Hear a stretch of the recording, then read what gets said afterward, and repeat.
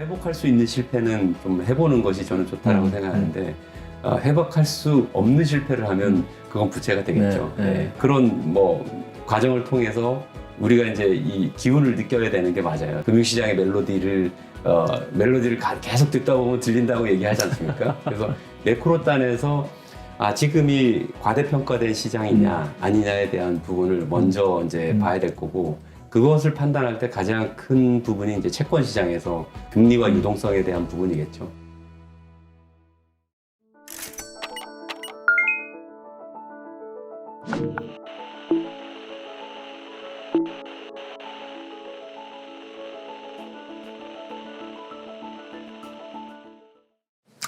안녕하십니까, 이나무입니다. 오늘 좀 우리 화제가 되는 게스트분을 모셨는데, 실제 작년 4월에도 저희가 모셔서 많은 그때 공부를 했어요. 우리 KCGI의 강성부 대표님을 모셔서 오늘 이제 제가 두 가지를 좀 여쭤보고 싶어서 모셨습니다. 첫 번째는 우리 강성부 대표님이 그냥 그 종목을 고르기만 하면 상당히 그 종목이 좋은 수익을 많이 내서 우리 강성부 대표한테 듣는 그 좋은 투자 종목을 고르는 프레임워크는 과연 무엇인가?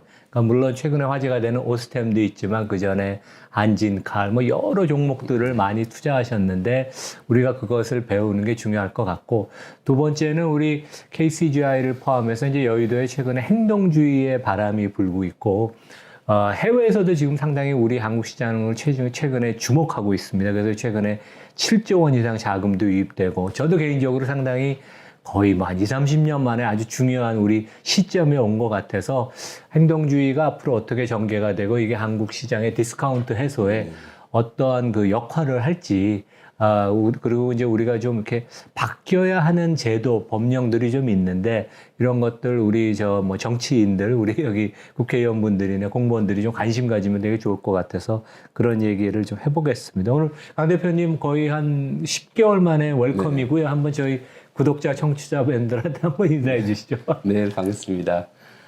제가 다른 방송은 못 나가는데 사실 바빠서, 이나무 교수님은 저랑 한국 기업 거버넌스 포럼의 보드 멤버로 활동하고 계시고, 도저히 거절할 수가 없어서 방송 출연을 하게 됐는데요. 지금도 제가 출연을 하는 것이 옳은 결정이었는지, 일단, 뭐, 열심히 해보겠습니다. 반갑습니다. 네. 이제 뭐, 하여간 요즘 엄청 바쁘신데, 시간 내주셔서 우리가 좋은 영상 만들 거고요. 저희 일반 투자가들 아니면 저희 여기 뭐 언론인들도 제 영상 자주 보더라고요. 근데 이제 우리가 좋은 한국의 투자가분들한테 이제 배울 것들이 되게 많아요. 근데 저는 기억나는 게 작년 4월에 나왔을 때 이제 강 대표님은 채권 주식을 다 섭렵한 분 아니에요. 뭐 애널리스트 활동. 그래서 우리 매크로가 되게 안 좋아서 좀 조심을 해야 된다. 뭐 그런 얘기 하셨는데 지나고 보니까 이게 맞나요? 어떻게 보면 그런 것 같기도 한데. 그때 지금 언제 저희가 마지막 작년 4월이었습니다. 작년 4월에 했었어요. 그리고 굉장히 옳은 얘기를 했었네요. 그때 제 기억으로는 그냥 요즘 뭐 하냐 그래서 열심히 놀러 다닌다. 전 요즘은 투자를 최대한 다 엑싯을 시키고, 그때 4월이었으면 한진칼을 저희가 엑싯을 한 상태였었고, 끝났을 때였습니다. 끝나고 그다음에 이제 이노와이어리스도 엑싯을 한 상태였었고, 두나무도 저희가 다 팔았고, 그 전에 이미 재작년 말에 대림 코퍼레이션도 저희가 1,200억 투자했었는데 그것도 엑싯을 했었고, 거의 대부분 다 엑싯하고 이제 남아 있는 게 LIG 넥스원, 주 LIG, 그다음에 윈스라는 보안 장비 회사, 그쪽에 다 방위산업 관련. 방위산업 쪽하고 통신 장비 쪽, 독점 회사니까 뭐 그거는 계속 들어가도 될 것 같고, 방산도 우리나라 방산 기업들이 굉장히 경쟁력이 좋습니다. 가성비가 좋다고 해야 되나요? 그리고 실제 고객들이 원하는 납기에 맞출 수 있는 거의 뭐 유일한 방산 회사들이 다 한국에 많이 포진해 있고요. 방산은 한 회사만 좋아져서 되는 것도 아니고 큰 분위기를 봐야 됩니다. 산업 전체. 그래서 우리나라 방산 회사들 전체적으로 다 굉장히 앞으로 수년 동안 좋아질 거라고 저는 생각했기 때문에 그거는 이제 남겨놨었던. 제가 한 2달 전쯤 한국 우주산업 분을 모셨는데 네. 게스트를 되게 산업이 진짜 매력이 있고 얘기 들을수록 야 이거 되겠구나 되게 그런 생각 들더라고요. 되게 구조적으로 상당히. 네, 그래서 일단 뭐 그리고 이제 2차 전지 소재 업체 하나 지금 투자해놨고 그 상태에서 이제 더 이상 투자를 늘리지 않고 있다가 작년 8월부터 이제 저희가 기억이 하는데 작년 8월부터 오스템 임플란트를 좀 계속 조금씩 샀던 것 같아요. 그래서 이제 얼만큼 사야 될지 계속 저희가 이제 소액 5% 미만으로 사서 계속 그 이제 기업 지배구조 개선을 요구할지 아니면 좀 더 기여를 올려야 될지 중간중간에도 많이 고민을 했었고 했는데 저희 생각에는 이거는 이제 계속 투자해볼 만한 가치가 있다고 생각해서 많이 기여를 많이 올린 거죠. 10% 가까이 샀으니까 그런 거고 전체적으로는 매크로가 그때 말씀드렸듯이 이제 금리를 올려도 많이 올릴 수밖에 없는 처지였고 오른 상태가 꽤 오래 유지될 수밖에 없기 때문에 저는 연말까지 지금 이 수준의 금리 이상은 유지가 될 거라고 봐요. 뭐 연말에 한번 내린다는 의견도 있지만 제 생각에는 뭐 미국 같은 경우 5% 수준에서 그때 이제 말씀을 드렸죠. 듀레이션이 2.5배. 그렇죠. 그다음에 채권의 총량이 GDP 대비해서 2배 이상 늘었기 때문에 한 5%만 올려도 예전에 폴 볼커 시절로 돌아가면 25% 올린 만큼 효과를 충격이 낼 거다. 그 그래서 정도 채권 있다. 시장이든 채권이 먼저 가격이 떨어질 거고 금리가 오른다는 건 채권 그렇죠. 가격이 떨어지는 거니까 그다음에 주식 시장이 떨어질 거고 그다음에 마지막에 부동산이 떨어질 거다. 그 사이클로 우리나라도 그 가고 있습니다. 이제 그렇죠? 가고 있고 부동산은 하락의 초창기다라고 지금 판단을 하고 있고요. 그래서 지금 주식은 이제 그 채권 가격은 이미 많이 올랐습니다. 금리가 많이 떨어졌습니다. 그렇죠. 장기물의 경우에는 굉장히 많이 떨어졌고, 그래서 이제 주식은 낙폭 과대 종목으로부터 시작해서 조금씩 지금 오를 때다. 그래서 이제는 시작해야 될 때라고 지금 매크로를 보고 있습니다. 그러니까 큰 그림을 보면 주식 투자는 지금이 이제 저평가된 종목을 찾아야 되는 국면이고, 열심히 찾아야죠. 열심히 찾아야 되고, 부동산은 이제 당분간은 더 하락을 하겠죠, 그렇죠? 뭐 레버리지도 꽤 있는 지금 그런 국면이고 그러니까. 근데 그 강 대표님 이렇게 얘기 들으니까 수익률이 뭐 엄청 날 것 같아요. 근데 수익률이 이렇게 우리 복리로 원래 다 계산해야 되잖아요. 근데 대충 뭐 얼마 정도입니까? 지금까지 뭐 이제 오스템을 엑시트를 나중에 해봐야지 더 뭐 정확할 텐데 어쨌든 지금까지 뭐 20% 내외 수익률을 IRR 연 수익률로 저희가 이제 9개 펀드를 지금까지 했었어요. 그래서 그 정도를 보이고 있고 그 정도가 사실 이렇게 높은 수익이 아닐 수도 있는데 저희는 한 투자한 종목이 사실 액티비즘만 이제 한진칼하고 오스템 때문에 그거만 알고 있는데 그 두 가지 빼고 나머지는 다 이제 원금을 보장되는 형태의 구조이면서 업사이드를 일부만 쉐어하는 구조가 많아요. 그렇기 때문에 이제 수익률 자체가 그러니까 원금 플러스 한 7% 보장, 그다음 플러스 알파는 뭐 예를 들어서 같이 투자하는 코인베스터들, 그 SI라고 할 수 있는 전략적 투자자, 기업이죠.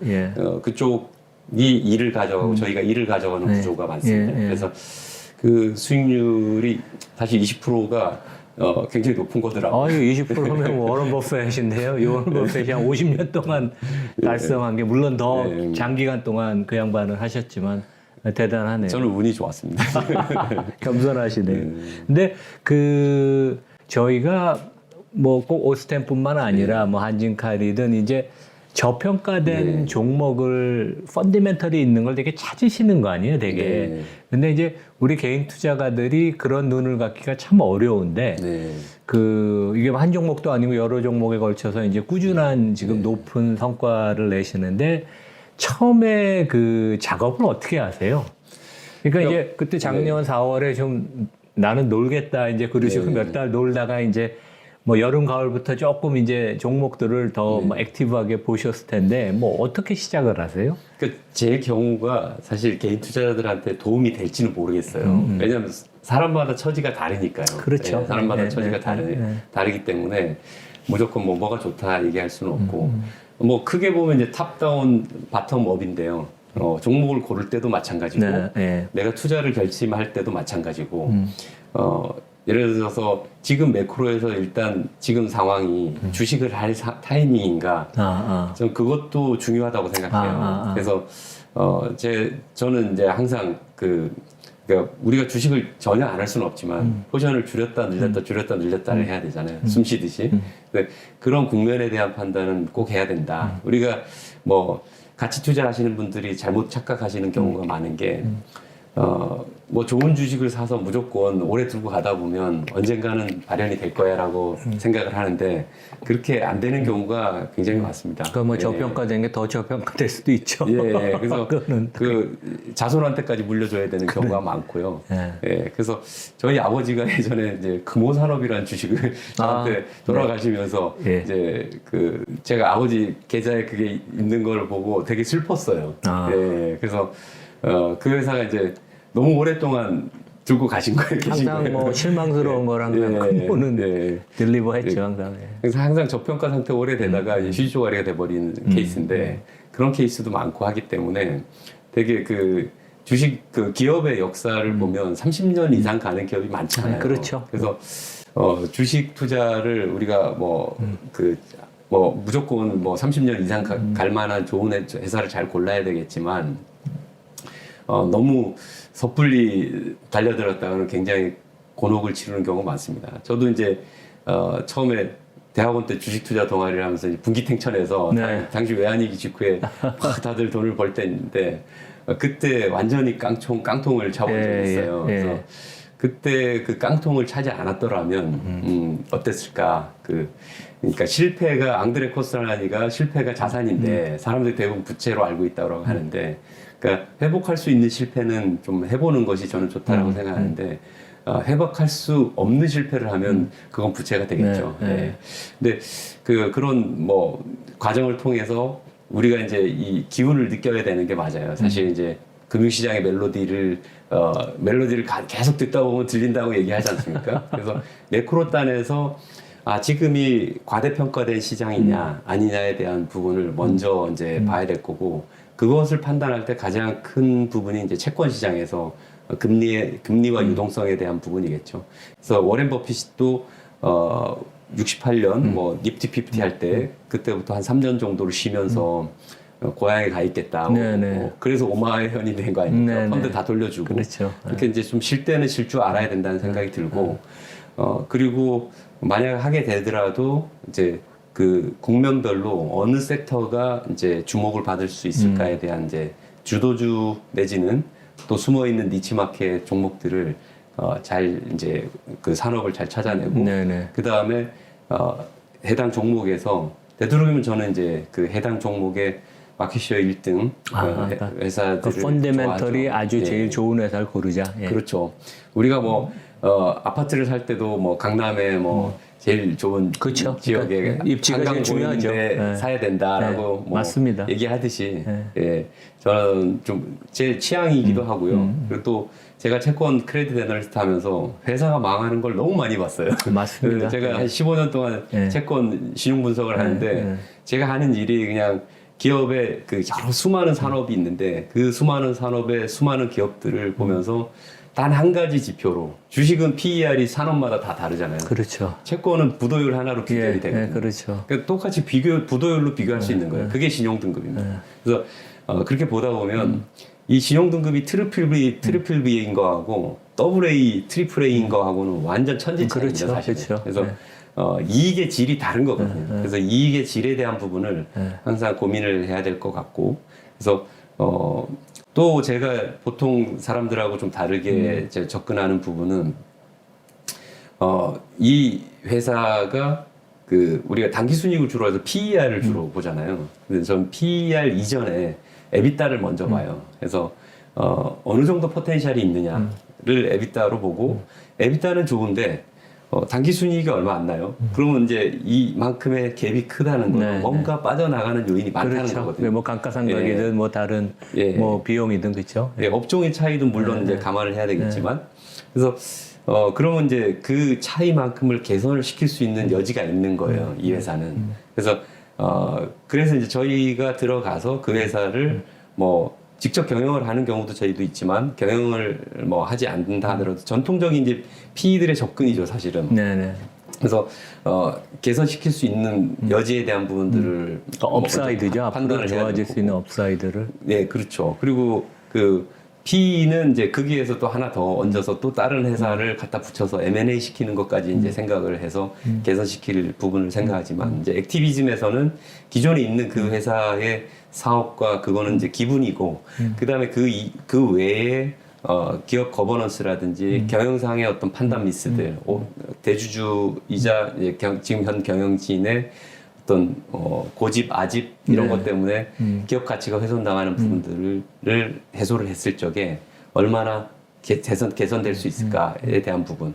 그리고 내가 그 회사를 뭐 예를 들어서 지분을 뭐 5% 또는 10% 또는 그 이상을 가졌을 적에 진짜 이분들이 제 말을 들어줄 수 있을까 이런 부분들을 먼저 고려하죠. 그래서 그게 개선됐을 적에 기업 가치가 발현이 되는 거고 또 그 주가도 당연히 따라서 오를 거고 그랬을 적에 그 이익을 대주주와 그 일반 투자자 또 저희 같은 기관 투자가가 이렇게 나눠 먹는 구조라고 저는 생각해요. 예. 그러니까 정리를 하면 일단 매크로를 보면서 조금 다이내믹하게 주식의 포지션을 조정하시는데 하여간 작년 이맘때는 뭐 여러 가지 매크로 위험 때문에 주식을 피해야 되는 정리해야 되는 상황인데 지금은 이제 반대로 많은 리스크가 이제 반영이 되고 점차 뭐 불확실성이 없어질 테니까 이제 좋은 국면이고 그다음에 그 시장에 우인 시장에 뭐 종목이 한 3,000개가 넘잖아요. 되게 뭐 별의별 종목들이 많은데 물론 이제 펀드가 꽤 이제 규모가 되시니까 아주 작은 거는 뭐 안 사시겠죠. 왜냐면 NAV에 뭐 미치는 그 도움이 되는 게 없으니까. 근데 그러면 업종의 매력과 개별 종목의 그 펀디멘털을 이제 같이 동시에 보시는 건가요? 그러니까 성장 위주로 보세요, 어떻게? 이제 저희가 오스템 얘기를 안 할 수가 없는데 지금 오스템 임플란트를 왜 골랐느냐 이 질문을 하시고 싶은 것 같아요. 그렇죠. 3천여 개 종목도 많은 종목. 그렇죠. 또 한진칼은 왜 했냐? 그렇죠. 당시에 그런 부분인데 이제 뭐 약간의 처지는 다르고 그 두 개 업종도 다르고 하지만 공통점은 거버넌스, 기업 거버넌스 쪽에 있었어요. 그래서 기업 거버넌스 측면에서 좀 뭔가 후진적인 거버넌스가 되게 말이 어렵잖아요. 저는 그렇죠. 이제 그 중에 여러 거버넌스가 되게 포괄적인 의미인데 뭐 그 설명하는 방법도 여러 가지고요. 제가 지금 거버넌스 강의하는 건 아니니까 그냥 가장 그 알갱이를 까고 해서 고갱이를 딱 보면 그 내 본질은 뭐냐면 가장 큰 게 의사결정 구조예요. 기업의 의사결정 구조가 엉뚱한 방향으로 의사결정이 될 때 계속 그릇된 판단을 할 수밖에 없고 기업 가치를 훼손할 수밖에 없거든요. 그래서 이런 부분들을 저희가 이제 개선할 수 있느냐, 개선했을 적에 정말 다이나믹이 좋아질 수 있느냐에 대한 부분을 제일 먼저 봤었던 거고. 그러니까 모든 주주를 위해서 합리적으로 장기적인 이익을 위해서 의사결정이 돼야 되는지 그렇게만 되면 뭐 한진그룹 같은 경우는 워낙 부동산도 뭐 엄청나게 많아요. 제가 뭐 다 저희가 117페이지짜리 자료에 뭐 한 3분의 1이 부동산에 대한 설명들이에요. 그래서 그 당시에 이제 저희가 자료에서 뭐 제안을 했을 거 아닙니까? 회사를 이렇게 바꾸자 해서 뭐 1, 2, 3 해서 제일 첫 번째가 부채비율을 줄이자. 두 번째가 거버넌스 개선하자. 세 번째 뭐 유유자산들 매각해서 좀 그 미래 성장 동력이 되는 그 항공우주사업본부나 이런 데 좀 키워보자. 뭐 이런 식의 이제 제안들을 했었는데 실질적으로 보면 거의 다 받아들여졌어요. 그러니까 안 한다 하지만 저희 같은 사람들이 가만히 있을 때에 비해서 투자해놓고 그냥 가만히 있는 펀드들이 대부분 아닙니까? 그렇죠. 근데 저희처럼 그냥 계속 뭐라고 이거라도 하고 귀찮게 하는 거예요. 귀찮게 하고 자꾸 뭐 참견처럼 보이지만 그게 이제 그 기업 가치 이제 모두의 공익이죠. 주주들 모든 주주, 직원, 그다음에 고객 모든 그 이해관계자죠. 그분들한테 이게 배치가 되면 당연히 그 저희가 그런 제안을 한다고 해서 안 받아들여지겠지만 옳은 얘기를 하면 그거는 이제 받아들여질 수밖에 없어요. 그 생리예요. 그게 그러니까 대주주분도 안 보는 걸 척하면서 이거 다 말이 되는 얘기네. 내가 조금 긴가민가인데 정확한 지적을 했네. 이제 그렇게 생각을 하겠죠. 그렇죠? 꼭 그 큰 지분을 가지고 할 필요는 없는데 근데 우리나라 또 대주주들 중에 이제 그 기업 집단이나 이제 회장님들 소유 회장님들의 경우는 자존심이 세시기 때문에 그렇죠. 뭔가 실질적으로 위협이 되지 않으면 그런 얘기 그냥 한 귀로 듣고 한 귀로 흘리는 경우가 많고요. 대화의 창구에 나오려고 또 하지 않는 경우가 많기 때문에 지분을 이제 5% 이상 사서 공시를 할 정도로 하고 그 정도로 사야 되는 경우가 많은데요. 일단 그 다시 돌아가서 사실 오스템하고 한진칼의 경우는 탑다운의 관점에서도 이제 굉장히 그 당시에 좋게 보였었고요. 그러니까 뭐 한진칼의 경우는 매크로가 제가 이제 그 당시에 투자할 때만 해도 2018년 초에만 해도 당시에 뭐 대한항공이나 이제 항공업이 저는 되게 커나갈 거라고 봤어요. 코로나가 터져가지고 이제 위기가 생겼는데 항상 그래서 주식 투자할 때 겸손해야 됩니다. 그러니까 항상 예상 못한 일이 일어나죠. 겸손해야 되는데 그 예기치 못한 일이 이제 터진 거죠. 그래서 이 회사는 또 부채가 많잖아요. 그렇죠. 그래서 항공기가 굉장히 과도하게 많은 편에 속하는데 거기다 또 비행기를 더 산다고 하니까 굉장히 저는 걱정이 됐고 진짜 망할까봐 걱정됐는데 결과적으로는 뭐 부채 비율도 뭐 1200% 가까운 그 연부채 포함해서 그러던 부채 비율이 지금 뭐 300% 이내까지 떨어졌어요. 많이 떨어졌네요. 예, 뭐 자기 자본도 2조 7천억에서 뭐 8조 7천억까지 늘었고 그래서 실제로 저희가 얘기했던 것들이 거의 다 이렇게 개선이 되더라고요. 그리고 이제 오스템의 경우도 마찬가지고 탑다운의 그런 매크로 관점에서 어느 업종이 좋아지겠다라는 부분들 또 있었지만 또 한편으로 바텀업으로 그러니까 연역적인 접근뿐만 아니라 귀납적인 접근도 필요해요. 그래서 실제 이제 여러 종목들을 이제 저희가 찾아 나서다 보면 또 귀에 들리기도 하고 이 회사 좋대더라 이런 얘기들. 그러니까 저 혼자만 그 종목을 사랑에 빠지면 안 되잖아요. 그러니까 그렇죠. 이건 미인대인데 그러니까. 사람들이 좋아하는 종목인지에 대한 그 여론도 되게 필요하거든요. 그래서 여러 뭐 전문가들의 얘기도 많이 귀담아 들으려고 하고요. 애널리스트도 있을 거고. 오스템은 옛날부터도 이 회사 참 대단한 회사다. 이제 그런 그렇죠. 얘기가 되게 그런 많았죠. 얘기를 제가 좀 많이 들었어요. 여러 애널리스트, 펀드 매니저 또 뭐 그 이런 그 뱅킹 쪽에서 얘기하시는 분들의 그 얘기들을 많이 들었고. 근데 이제 그게 저도 그냥 흘려버릴 수 있었는데 그 관심을 제 이목을 딱 끄는 부분은 바로 그 횡령 사건이 터진 거죠. 그렇죠. 그래서 횡령 사건 이제 작년 1월 정확하게 뭐 1년 전에 있었던 그 횡령 사건 때문에 사실 야 저렇게 그 회사가 좋은데 어떻게 저런 일이 터지냐. 그래서 단군 일의 최대 규모의 횡령 사건 아닙니까? 2,080억이라고. 그렇죠. 그래서 이런 부분이 잘 내부 통제나 이런 부분들 잘 개선하고 하면 좋아질 부분도 많겠네라고 이제 생각을 하다가 그러니까 펀더멘털은 우수한데 뭔가 관리나 이런 부분 거버넌스에 문제가 있어서 이제 주가가 많이 빠져 있는 그런 상태였죠. 그러니까 그래서 이제 또 파고 다 들어가서 봤어요. 그래서 이제 저희 아는 네트워크를 다 동원해서 독일에 1등하는 스트라우만이라든지 미국의 뭐 많은 그 덴탈 회사들 이런 이제 아는 네트워크 통해서 다 조사해보고 또 질문도 해봤어요. 니들은 이 회사 어떻게 생각하냐? 그래서 엄청난 회사다. 그러니까 보통 이제 우리가 그 여기서 배워야 되는 게 실제 투자를 고민하실 땐 엄청난 리소스를 넣어서 분석을 하고 다방면에서 여러 각도에서 분석을 하시죠. 실수를 하면 안 되니까. 그렇죠. 그래서 저는 제 돈만 날리면 그래도 괜찮은데 고객의 돈을 맡고 있는 입장에서 그러면 안 되니까. 그래서 엄청난 회사라는 거예요. 그래서 전략적으로 또 이 회사가 진짜 탐을 낼 만한 회사들이 많더라고요. 이제 그 마켓시어로는 생산량 기준, 판매량 기준은 1등이고 그 가격을 우리는 뭐 저렴한 가격에 3분의 1 가격에도 팔고 막 하기 때문에 그 뭔가 가격을 조금만 올리면 마진이 좋아질 부분도 많은 거죠. 그러니까 그러면서 업사이드가 되게 많네요. 마진율이 20% 이상 되는 업종에다가 성장률이 뭐 계속 성장해서 뭐 14%, 16%, 20% 이렇게 최근 3년 사이에 엄청나게 성장을 하고 있고. 그러니까 그저께인가 2022년 실적 다 공시했는데 매출액이 27% 늘었더라고요. 뭐 전 12개월 전체 다. 2021년이 20%, 2022년이 27%. 그러니까 이렇게 지수 익스포넨셜리 증가하는 그러니까 매출액 1조짜리 회사가 이렇게 뭐 20% 넘게 계속 증가한다는 건 대단합니다. 그리고 이제 그게 그런 성장이 단순히 유행을 타는 문제가 아니라 이 회사가 가진 경쟁력이 있더라고요. 마케팅 방법이라든지 또 생산에서 그 의사들하고 어떤 그 관계를 접점이 굉장히 넓어요. 그래서 그런 부분에서 갖다가 또 끼워 팔 수 있는 다른 덴탈 장비들도 많겠네. 뭐 체어도 하고 다양한 것들 지금 하고 있지만 그래서 그런 생각에서 굉장히 이 마켓은 그렇다고 해서 글로벌 바이오 회사가 들어올 수도 없잖아요. 제약 회사가 들어올 수도 의사, 회사고. 그러니까 치과 의사 대상으로 네. 하는 거 아니에요? 또 그렇죠. 그렇죠. 그러면 또 그래서 기계 업체가 막 덴소 같은 데가 이런 거 만들 수는 없잖아요. 그렇죠. 또. 그러니까. 그래서 이게 굉장히 그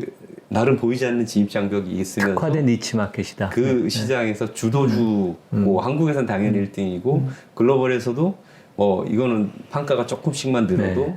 언제든지 1등 할 수 있는 회사다라는 판단이 섰기 때문에 이제 투자를 한 거고 또 뭐 그런 거죠. 그런 식으로 이제 저는 고르기 때문에 이걸 똑같이 이제 그 개인 투자자들이 접근할 수 있을지에 대해서는 좀 의문인데 그래서 뭐 저는 되도록 전문가들한테 맡기라고 얘기하고 싶어요. 사실 막상 해보면 이 투자의 세계가 굉장히 뭐 빡십니다. 아, 그럼요. 그러니까 네. 어렵고 항상 아까 얘기하셨지만 생각 안 한 일들이 네. 무슨 일들이 항상 꼭 터지거든요. 그래서 이제 그 하여간 우리가 투자에 하여간 요런 그 진짜 매크로도 보고 개별 종목의 다양한 관점에서 실수를 하지 않아야 되니까 이제 네. 살피고 여러 경로에서 하여간 그냥 우리가 말만 들어서 누구한테 얘기 들어서 종목을 사면 안 된다. 네. 그런 거를 배웠고 저희가 우리 이제 자본주의 우리 여의도 시장에 가장 요즘 이제 큰 바람이라고 할 수 있는 우리 네. 강 대표님 포함해서 이제 뭐 주주 행동주의라는 표현이 맞는지 모르겠지만 네. 큰 바람이 불고 있잖아요. 근데 네. 실제 뭐 저는 약간 강 대표님보다 나이가 있으니까 30년 네. 이상 시장에 네. 참여했죠. 우리는 옛날에 네. 야, 대한민국에 이게 과연 될까? 네. 한국이 뭐가 계기가 돼서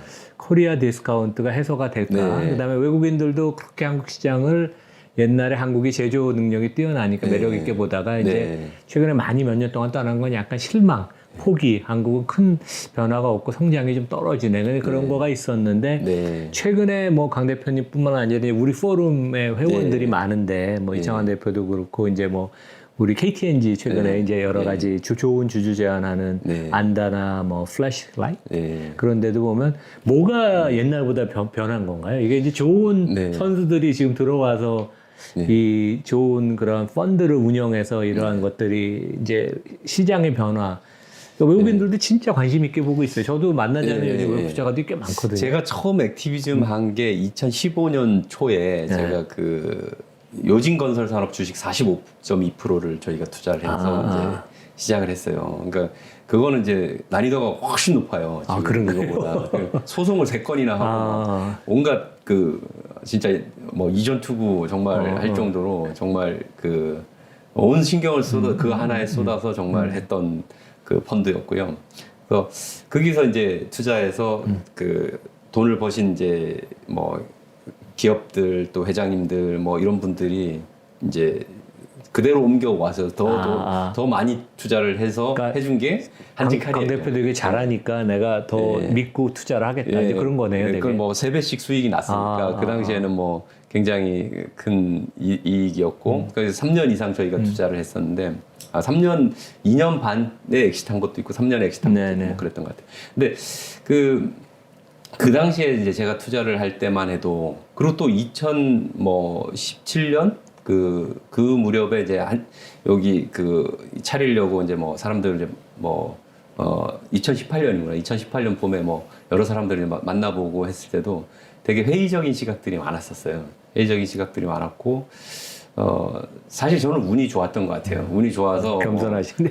그냥 그게 펀드가 요진에서 성공했기 때문에 이제 자연스럽게 옮겨올 수 있는 그런 뭐 배경이 있었던 것 같고, 근데 이제 대부분의 시장 전문가들, 는 다 회의적이었고, 이런 그 교수님 같은 선배님들도 다들 야, 네가 좀 순진하구나. 네가 한국 주식시장을 잘 모르는구나. 이렇게 가르치려고 하시는 선배님들도 되게 여의도에서 많이 그랬을 겁니다. 되게. 그래서 그 당시에 이제 제 기억나는 건 뭐 글로벌에서 정말 잘 나가시는 뭐 CIO세요.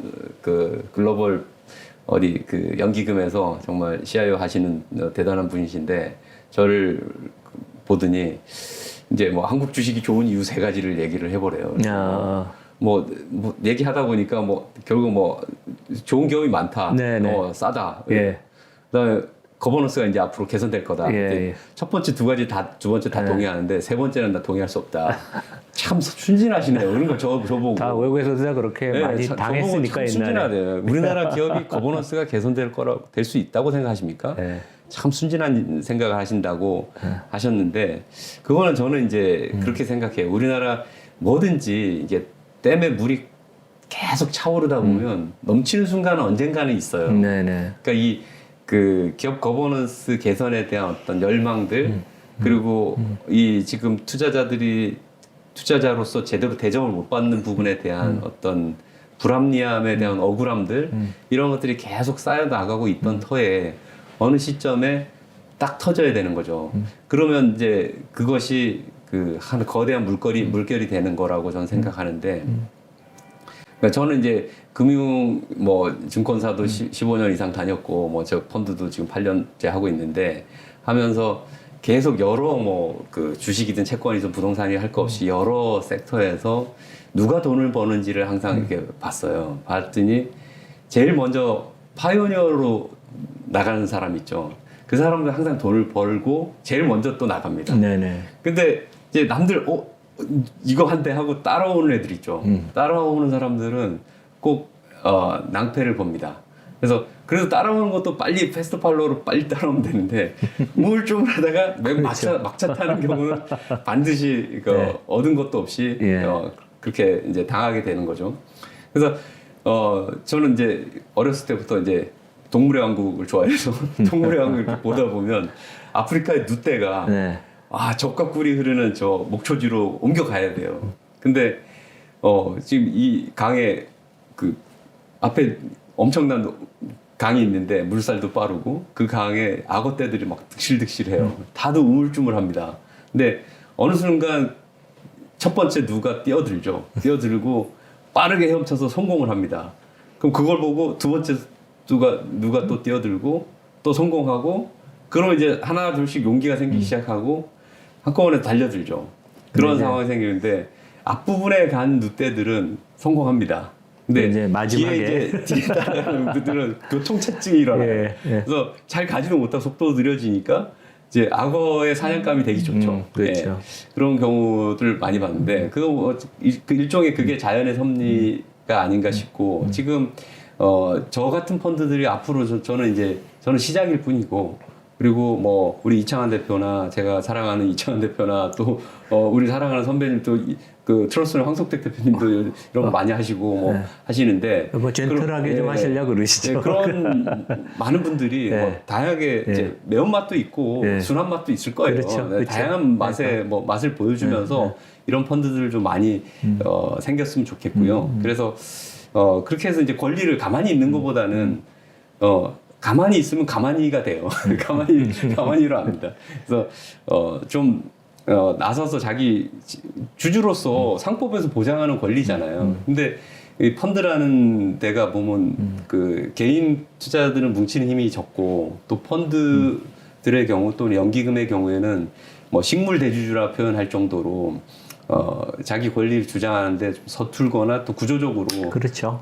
뭐 여러 군데서 그 이해관계가 얽혀서 그 자기 의견을 표출하기 좀 힘든 구조였었기 때문에 그런 구조가 이제 계속 누적되다 보니 패배주의에 젖어서 이제 그렇게 된 것 같고 이제 하나 둘씩 이렇게 그 계속 권리를 주장하다 보면 그 권리가 진짜 우리의 권리가 될 거다라고 생각합니다. 그래서 저는 저희 펀드의 기본 정신은 일단 아무것도 안 하면 아무 일도 안 일어난다.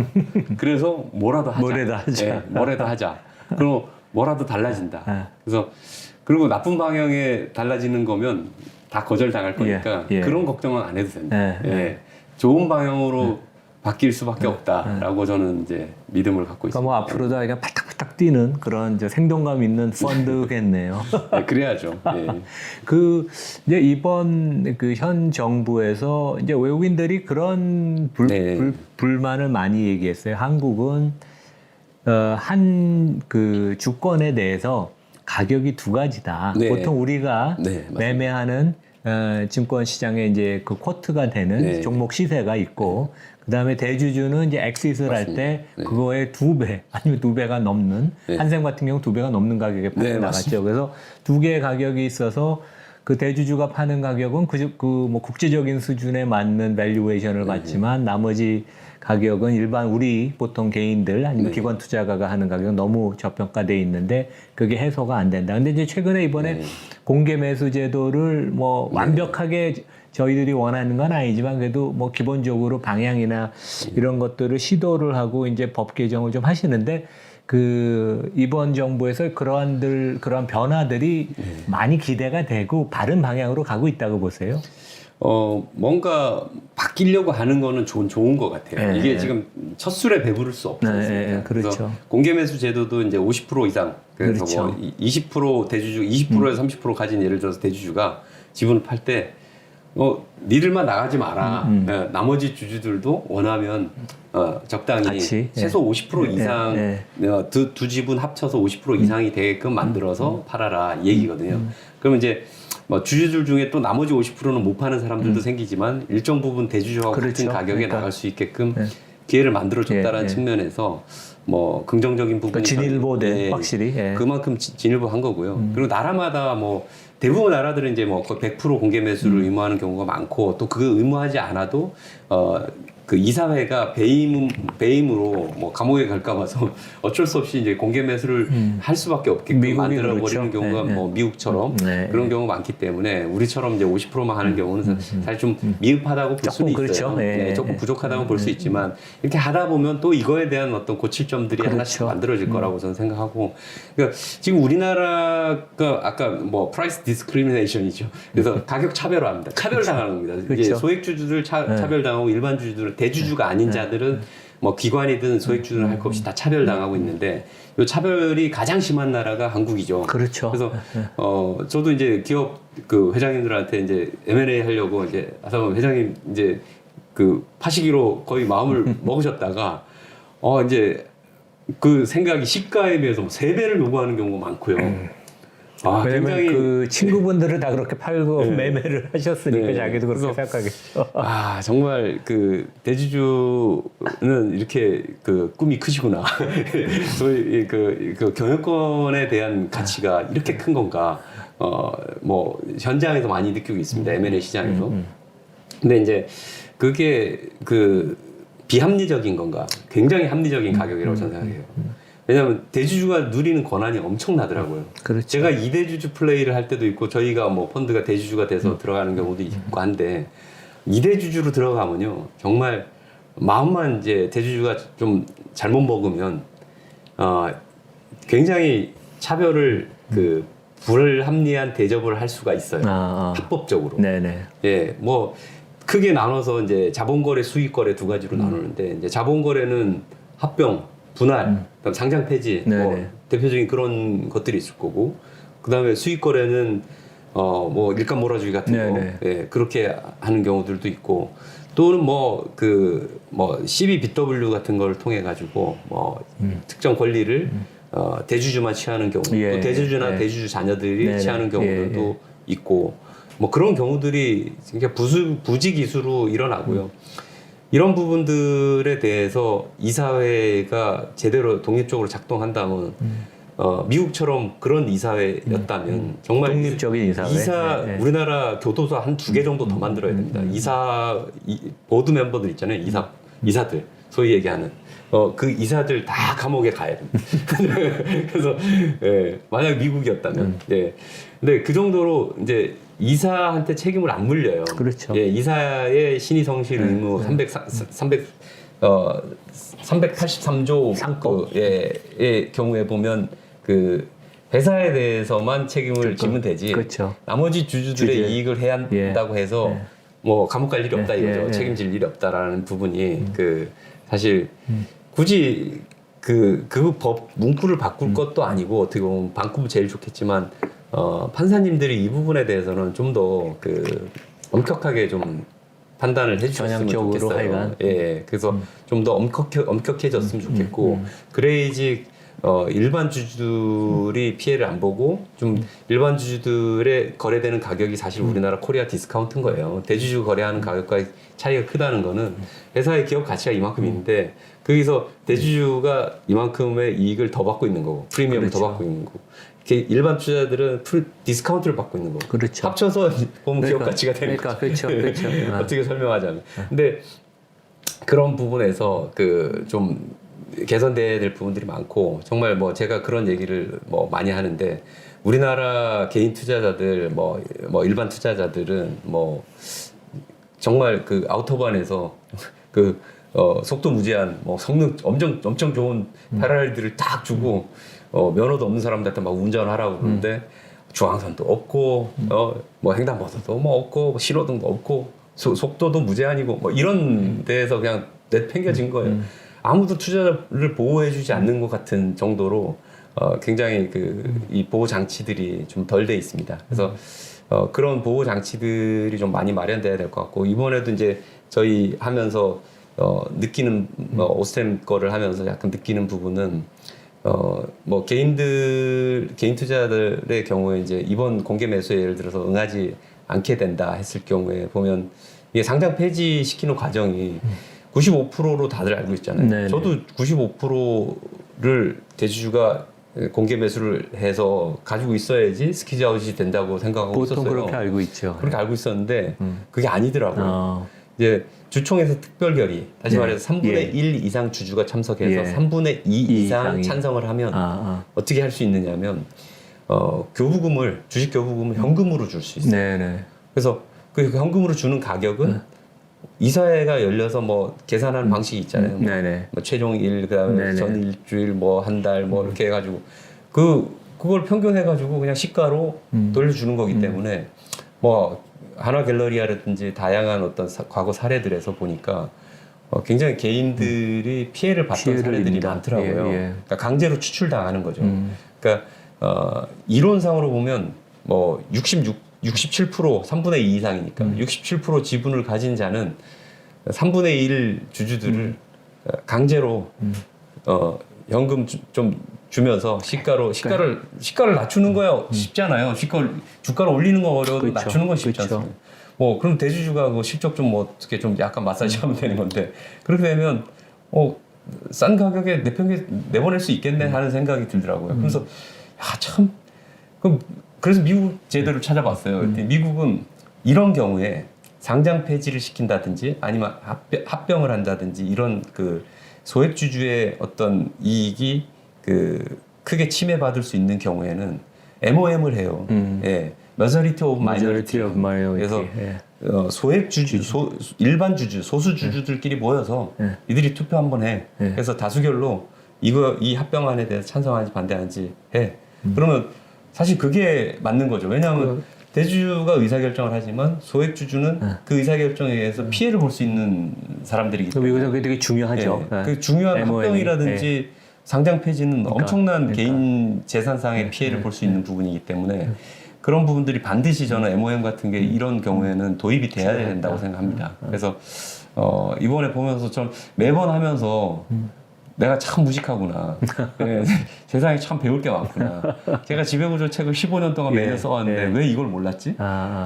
그 생각이 제가 들 정도로 정말 세상은 참 특히 우리나라는 상식과 굉장히 거리가 먼 게 많구나 생각을 갖게 됩니다. 아이고 뭐 하여간 아직도 우리 소수주주들이 많이 차별을 당하고 조금씩 그래도 변화의 움직임이 있고 그런 거는 이제 기대해 볼 만하고 그러니까 우리 강 대표님이나 이제 후배들 아니면 업계에 있는 사람들이 그다음에 이제 뭐 동아리 옛날에 하실 때 그런 후배들이 옛날보다는 훨씬 강 대표님 회사나 다른 뭐 행동주의 펀드 같은데 이제 신입으로 들어오고 싶어하는 그런 사람들 많지 않나요? 이제? 뭐 엄청납니다. 그러니까 저희 뭐 치열하겠네요. 저희는 리크루팅을 따로 안 해요. 그러니까 너무 훌륭한 친구들이 저런 훌륭한 친구들을 제가 이력서라도 구경할 수 있을까 싶을 정도의 친구들이 뭐 오고 싶다고 그러니까 굉장히 뭐 여러 경로로 이렇게 하니까 리크루팅 그게 쌓여 있으니까 굳이 뭐 리크루팅을 할 필요는 없고요. 굉장히 저는 이 자체가 저는 젊은 친구들이 어딜 가는지를 보면 정말 똑똑하거든요. 그렇죠. 예, 그렇죠. 젊은 친구들의 눈이 저는 정확하다고 그러니까 생각하기 이제 때문에. 그런 젊은 분들 아니면 이미 강 대표님 회사에 와 있는 좀 주니어 스태프들이 나가서 또 자기 회사를 차리고 그러면서 점점 이제 다양한 행동주의들이 더 많아지겠네요. 네. 그 얼마 전에 그 메리트 자산 운용 인수하셨잖아요. 전격에서 시장이 깜짝 놀라고 제 아는 여의도에 있는 운영사 사장들이 긴장하고 있더라고요. 우리 강 대표님이 본격 이미 근데 자산운용사를 하나 갖고 계셨잖아요. 저희 그 KCGI의 자회사로 이제 K글로벌 자산운용이라고 일반 사모펀드가 있었어요. 근데 일반 사모펀드는 여러 가지 한계가 많아요. 그 라임 옵티머스 무슨 사건 터진 다음에 은행하고 증권사 그 리테일에서 아예 일반 사모펀드 취급을 안 하려고 하는 출입 금지 뭐 이런 식인가. 점점 힘들어집니다. 영업 환경이 힘들어지고 또 그 할 수 있는 상품의 종류도 뭐 제한이 많고요. 그래서 이게 이렇게 해서는 안 되겠다라는 생각을 제가 갖게 됐고, 그러니까 미꾸라지 한마가 이제 흙탕물을 만드니까 아주 제대로 하는 사람들이 힘들어지는 아예 수탁은행에서 그러니까 걸어주지를 않으니까 상품을 출시를 할 수가 없는 그런 경우가 많고, 그래서 이제 공모펀드에 대한 갈증이 꽤 있었고 저도 그래서 공모펀드를 이제 해야 되겠다는 생각을 했었는데 마침 이제 이것도 뉴스에서 우연이죠 사실은. 뭐 제가 어느 자산운용사를 사야 되겠다 이런 생각을 하기 전에 이제 뉴스에서 이제 약간 전 대표님께서 약간 불미스러운 일로 뭐 이렇게 해서 회사가 매각이 된다. 매각이 될 수 있다라는 식의 있다. 이제 뭐 약간 그런 논조로 뭐 있는 거를 좀 봤고, 그래서 이제 또 근데 적극적으로 저는 이제 그 뭐 팔 의향이 있는지를 직간접적으로 이제 막 알아봤어요. 알아보고 혹시라도 팔 생각이 있으면 저한테 꼭 팔아달라고 뭐 제가 제안서도 만들어가지고 그 전달이 어떻게 됐는지 맨 위까지 어떻게 전달이 됐는지 뭐 회장님 부회장님한테 전달이 됐는지는 모르겠으나 어쨌든 그렇게 해서 제가 막 좀 부탁도 드리고 워낙 항상 뭐 열심히 하시니까. 그래서 뭐 두껍게 제가 자료도 만들어가지고 저희가 하면 예전에 존니 대표님이 하셨던 어떤 좋은 기업을 싸게 사서 오랫동안 들고 가는 이 장기 투자, 이게 기본적으로 가치 투자죠. 액티비즘도 기본적으로 가치 투자의 바탕 위에서 하는 거예요. 그래서 그런 이제 어떤 철학적인 토대 위에다가 이제 수익률을 더 올리는 거고, 일종의 이제 펀드 수탁자로서 스튜어드십 코드를 더 해서 더 열심히 수익률을 올리기를 해서 투자자들한테 더 사랑받는 회사로 거듭날 수 있도록 하겠다. 근데 사실 메리츠 금융그룹 같이 큰 그룹에서 뭐 회사 이거 뭐 1, 20억 돈 더 받고 이게 중요한 거는 저는 아니었다고 생각했기 때문에 이제 그렇게 어프로치를 많이 했었고, 그래서 저희 경쟁자가 굉장히 많았었다고 그러더라고요. 비공식적으로 뭐 사고 싶다고 브랜드가 또 데가 괜찮으니까 메리츠가 되게 굉장히 많았었다고 들었는데 그 중에서 저희가 선택당한 거 아닌가. 그런 생각이 들었고요. 경쟁이 치열했었네요. 경쟁이 치열했죠. 외국계에서도 되게 뭐 하고 싶다고 많이 했었었고.